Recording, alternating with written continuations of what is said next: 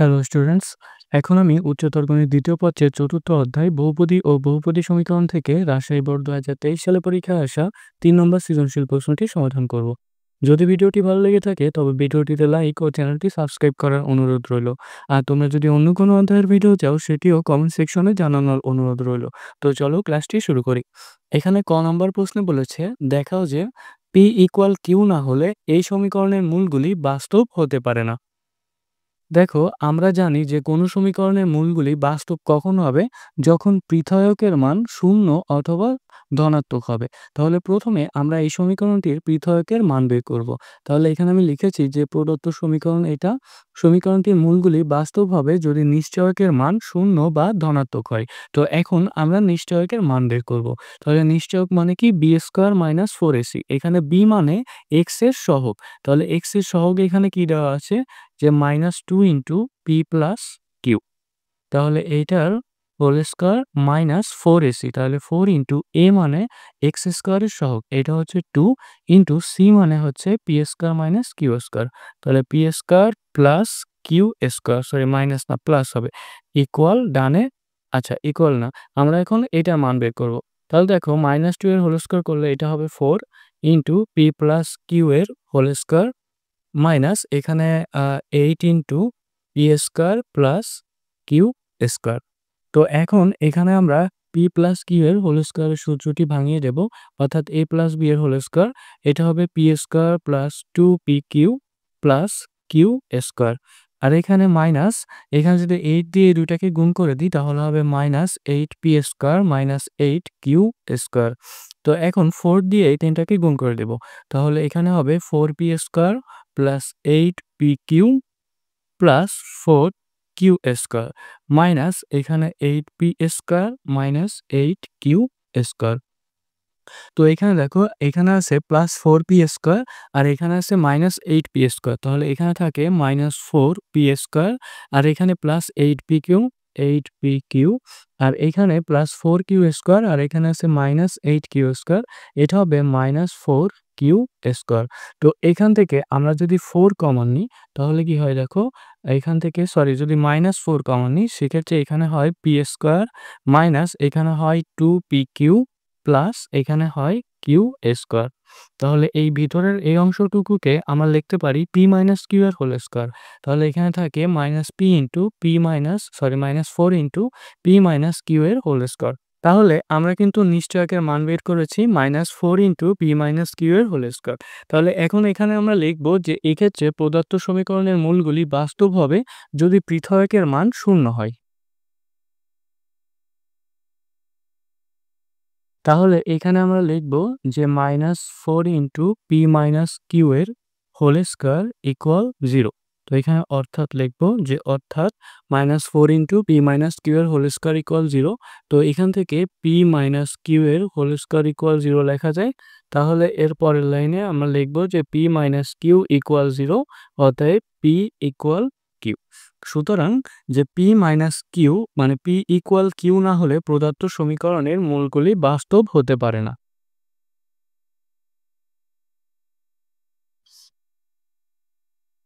খ নম্বর প্রশ্নে দেওয়া হচ্ছে modulus Z plus 3 plus modulus Z bar minus 3 equal 10 দ্বারা নির্দেশিত সঞ্চার পথের সমীকরণের শীর্ষবিন্দুর স্থানাঙ্ক নির্ণয় করো। এই অঙ্কটা হচ্ছে জটিল সংখ্যা অধ্যায় থেকে এসেছে। তাহলে এখানে দেখো উদ্দীপকে দেওয়া আছে যে z bar equal x plus i y. তো প্রথমে আমরা যেহেতু এখানে জেড এর মান লাগবে, তো আমরা জেড বার থেকে জেড এর মান বের করব। তাহলে এখানে আমি লিখেছি যে দেওয়া আছে z bar equal x plus i y. তাহলে জেড ইকুয়াল কি হবে, এটা হবে এইটার অনুবন্ধী অর্থাৎ এক্স মাইনাস আই ওয়াই। তাহলে আমাদের প্রদত্ত সমীকরণ দেওয়া ছিল এটা। তো এই সমীকরণে এখন আমরা জেড এবং জেড বারের মান বসাবো। তাহলে জেড এর মান কি ছিল, জেড এর মান হচ্ছে এক্স মাইনাস আই ওয়াই। তাহলে এখানে লিখব যে x minus i y plus 3, তাহলে এইটার মডুলাস প্লাস জেড বারের মান x plus i y minus 3, এটার মডুলাস ইকুয়াল ডানে 10। তো এখন এখানে আমরা বাস্তব এবং কাল্পনিক অংশকে আলাদা করব। তাহলে বাস্তব অংশ কি, এক্স প্লাস 3। তাহলে এক্স প্লাস 3কে একসাথে লিখবো, এটাকে এক ব্র্যাকেটে, আর হচ্ছে কাল্পনিক অংশ মাইনাস আই ওয়াইকে আলাদা লিখব। তাহলে এইটার মডুলাস প্লাস এখানেও একইভাবে এক্স মাইনাস থ্রিকে একসাথে লিখবো প্লাস আই ওয়াইকে আলাদা লিখবো। এটার মডুলাস ইকুয়াল 10। তাহলে এখানে মডুলাস কিভাবে বের করে? মডুলাস নির্ণয় করার সূত্র হচ্ছে রুট ওভার বাস্তব অংশের স্কয়ার অর্থাৎ এক্স প্লাস থ্রি এর হোল স্কয়ার প্লাস কাল্পনিক অংশের স্কয়ার, তাহলে এখানে হবে প্লাস ওয়াই স্কয়ার প্লাস এখানেও একইভাবে root over X plus three এর whole square plus Y square equal ডানে 10। এখানে মাইনাস হবে। তো এখন আমরা এই যে দ্বিতীয় অংশটা অর্থাৎ এই root over X minus three এর whole square plus Y square এটাকে আমরা ডানে নিয়ে যাব। তাহলে বাইরে থাকে এই অংশ যে এক্স প্লাস থ্রি এর whole square plus Y square এইটার রুট, তাহলে ডানে হবে 10 মাইনাস এটা অর্থাৎ root over X minus three এর whole square plus Y square.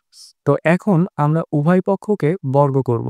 তাহলে বাম সাইডে বর্গ করলে দেখো এখানে রুট স্কয়ারে কেটে গিয়ে ভিতরের এই অংশটা থাকবে।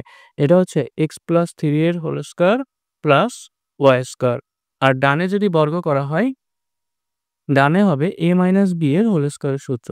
তাহলে এ স্কয়ার বলতে 10 এর স্কয়ার মাইনাস 2ab অর্থাৎ 2 ইন্টু 10 ইন্টু বি মানে এই রাশিটা into root over X minus three এর whole square plus Y square আর শেষে বি স্কয়ার। তাহলে বি এটার স্কয়ার করলে রুট স্কয়ারে কেটে এর মাঝের এই অংশটা থাকবে অর্থাৎ এক্স মাইনাস থ্রি এর whole square plus Y square.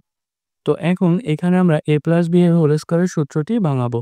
তাহলে এখানে হবে X square plus 6x plus 9 plus এখানে ওয়াই স্কয়ার ইকুয়াল এখানে 10 10 এ 100 মাইনাস এখানে 20 ইন্টু রুট ওভার এই মানটা যে এক্স মাইনাস থ্রি এর whole square plus Y square plus এখানে যদি এক্স মাইনাস থ্রি এর হোল স্কয়ারকে আমরা ভাঙিয়ে দিই তাহলে এখানে হবে এক্স স্কয়ার মাইনাস 6x আর এখানে প্লাস 9 আর এখানে শেষে প্লাস ওয়াই স্কয়ার। এখন দেখো এই বাম সাইডে এক্স স্কয়ার আছে, ডান সাইডে এক্স স্কয়ার আছে, তো এই দুইটা কেটে যাবে। আবার এইখানে প্লাস 9 আছে, এখানেও প্লাস 9 আছে, এই দুইটাও কেটে যাবে। এখানে ওয়াই স্কয়ার আছে, এখানে ওয়াই স্কয়ার আছে, তো এই ওয়াই স্কয়ারও কেটে যাবে। তো আমরা এখন এইখানে যে 6x আছে এই 6x কে আমরা ডানে নিব আর এইখান থেকে এই যে -20 ইন্টু রুট ওভার এই রাশিটাকে বায়ে আনবো। তাহলে এখানে বায়ে থাকবে 20 into root over X minus three এর whole square plus Y square আর ডানে কি ছিল? ডানে ছিল 100 আর এখানে ছিল কি -6x আর এখান থেকে দেখো প্লাস 6x কে তুমি যদি ডানে নিয়ে যাও তাহলে এটা হবে -6x। তাহলে এখানে তো অলরেডি -6x ছিল, তাহলে এখানে হবে -12x। তো এখন এখানে এই যে 100 -12x থেকে আমরা 4 কমন নিব। তাহলে এখানে 20 into root over X minus three এর whole square plus Y square আর এখান থেকে আমরা যদি 4 কমন নিই তাহলে এখানে 25 মাইনাস এখানে থাকে 3x। তো এখন আমরা উভয় পক্ষকে 4 দিয়ে ভাগ করব। তাহলে বাম সাইডে যদি 4 দিয়ে ভাগ করি এখানে থাকে 5, তাহলে 5 into root over X minus three এর whole square plus Y square আর ডানে 4 কেটে যাবে, এটা হবে 25 মাইনাস 3x। তাহলে এখানে তোমরা সাইড নোটে লিখে দিবা যে উভয় পক্ষকে 4 দিয়ে ভাগ করে। তো এখন আমরা আবার উভয় পক্ষকে বর্গ করব। তাহলে এই সাইডে বর্গ করলে এখানে হবে 25 আর এটাকে বর্গ করলে এখানে রুট স্কয়ারে কেটে গিয়ে এই মাঝের অংশটুকু থাকবে।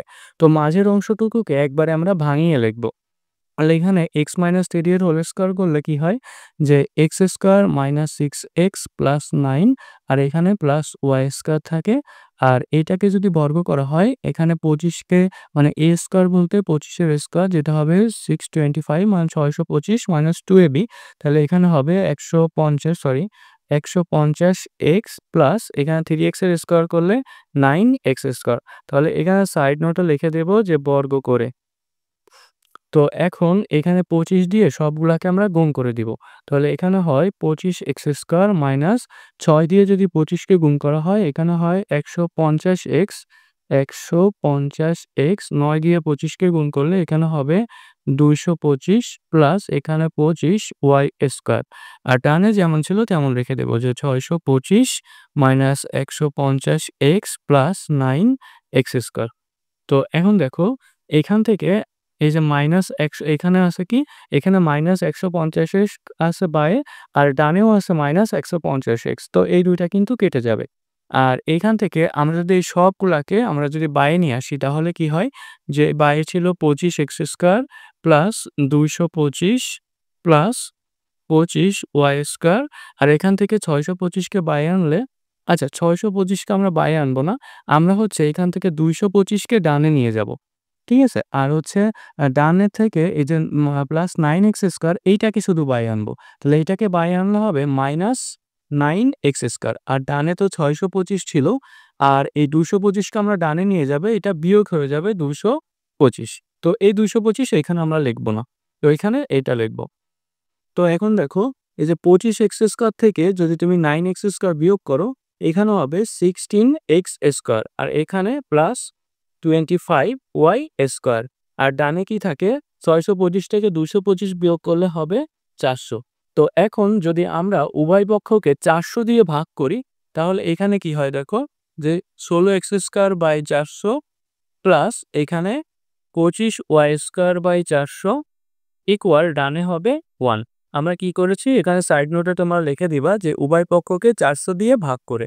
তাহলে এইখানে 16 কে 400 দিয়ে ভাগ করলে এটা হবে মানে 400 কে 16 দিয়ে ভাগ করলে এটা হবে 25 প্লাস এখানে y² 400 কে 25 দিয়ে ভাগ করলে এটা হবে 16 ইকুয়াল 1। তাহলে এখানে যে 25 এটাকে আমরা এভাবে লিখতে পারি যে x² 5² প্লাস এখানে y² 4a² ইকুয়াল 1। তাহলে এই সমীকরণটি দেখে আমরা বুঝতে পারতেছি যে এইটি হচ্ছে একটি উপবৃত্তের সমীকরণ। তাহলে এখানে আমরা লিখব যে যা একটি উপবৃত্তের সমীকরণ।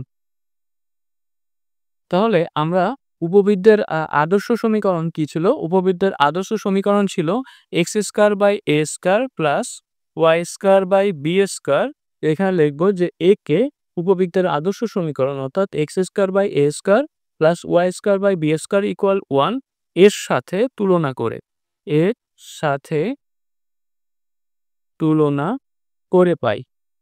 তাহলে এর সাথে তুলনা করে আমরা কি পাচ্ছি যে এখানে এর মান হচ্ছে 5 বি এর মান হচ্ছে 4।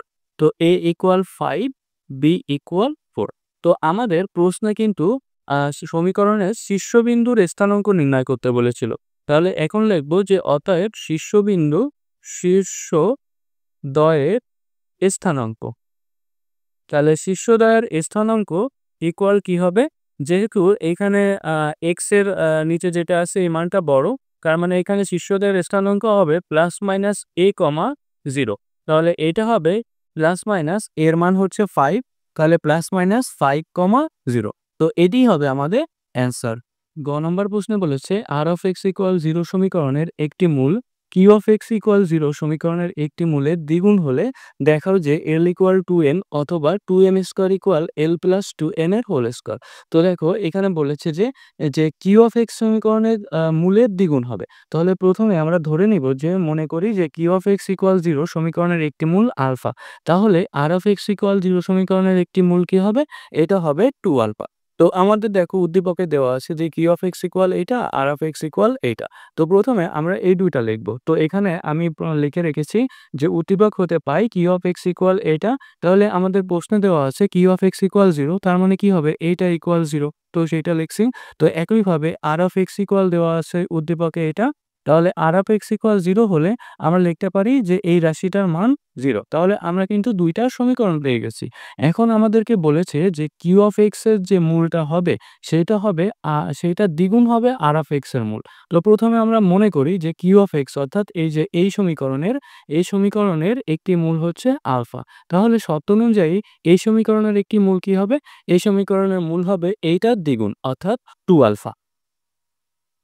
তার মানে আমরা পেলাম যে এই সমীকরণের একটি মূল হচ্ছে আলফা এবং এই সমীকরণের একটি মূল হচ্ছে 2 আলফা। তার মানে আমরা কি বলতে পারি দেখো যে আলফা দিয়ে এই সমীকরণটা সিদ্ধ হবে এবং 2 আলফা দিয়ে এই সমীকরণটা সিদ্ধ হবে। তো সেইটি আমি লিখেছি যে সুতরাং আলফা দ্বারা এই সমীকরণ এবং 2 আলফা দ্বারা এই সমীকরণটি সিদ্ধ হবে। তো এখন আমরা আলফা এবং 2 আলফা দ্বারা এই দুইটা সমীকরণকে সিদ্ধ করাবো।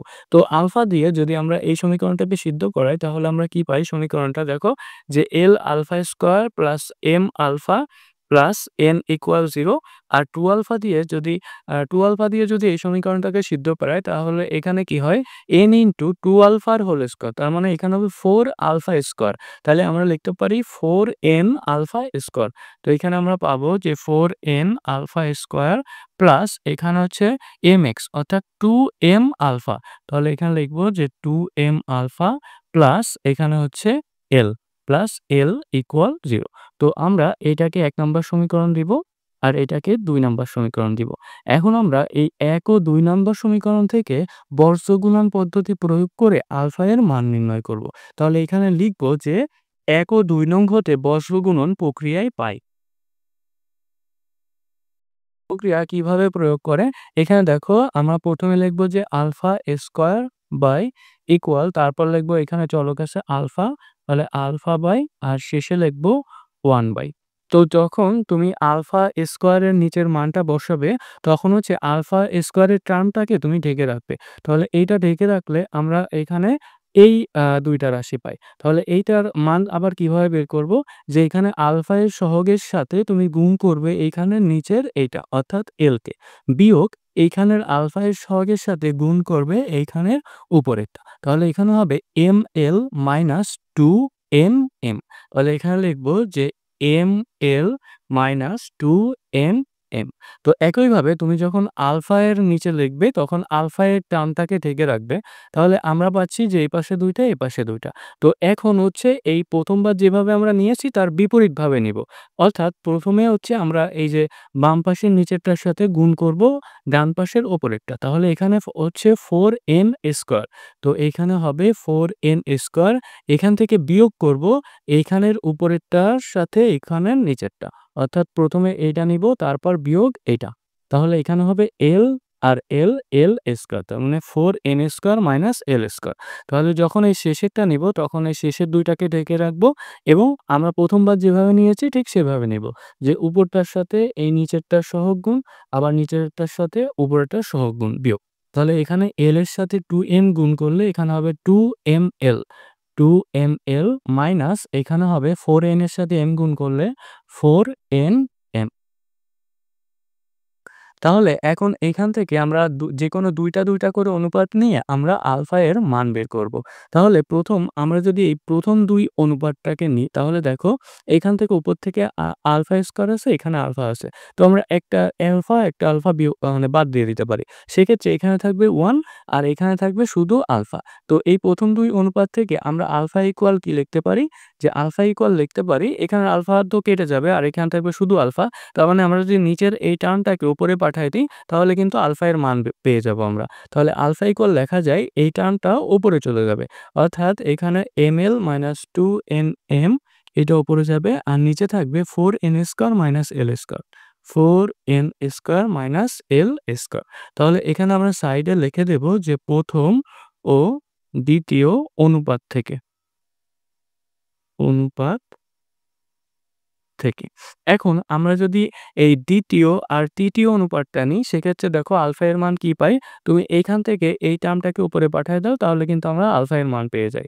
আবার এখানে লিখব যে এবং আলফা ইকুয়াল। তো এই দ্বিতীয় আর তৃতীয় অনুপাত থেকে আমরা নিচ্ছি। তাহলে আলফা ইকুয়াল এই 4n square minus l square উপরে চলে যাবে। তাহলে 4n square minus l square আর নিচে থাকবে এইটা অর্থাৎ 2ml মাইনাস 4nm। তাহলে এখানে আমরা ব্র্যাকেটে লিখব যে দ্বিতীয় ও তৃতীয় অনুপাত থেকে। অনুপাত থেকে। তো এখন দেখো ২ টাই যেহেতু আলফা তার মানে আমরা এই ২ টাকে কিন্তু সমান লিখতে পারি। তাহলে এখানে আমরা লিখব যে সুতরাং আমরা পাই। যে সুতরাং আমরা পাই। তো আমরা কি পাই? প্রথমে এটা ইকুয়াল এটা লিখব।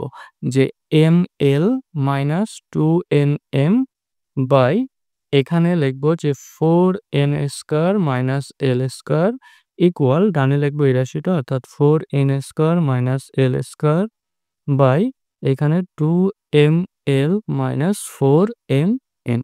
তো এখন আমরা যদি ক্রস গুণ করি সেক্ষেত্রে আমরা কি পাই দেখো যে এইটার উপরেরটার সাথে এটার নিচেরটা গুণ হবে, অর্থাৎ ml - 2nm এটার সাথে গুণ হবে এটার নিচেরটা, অর্থাৎ 2ml - 4nm।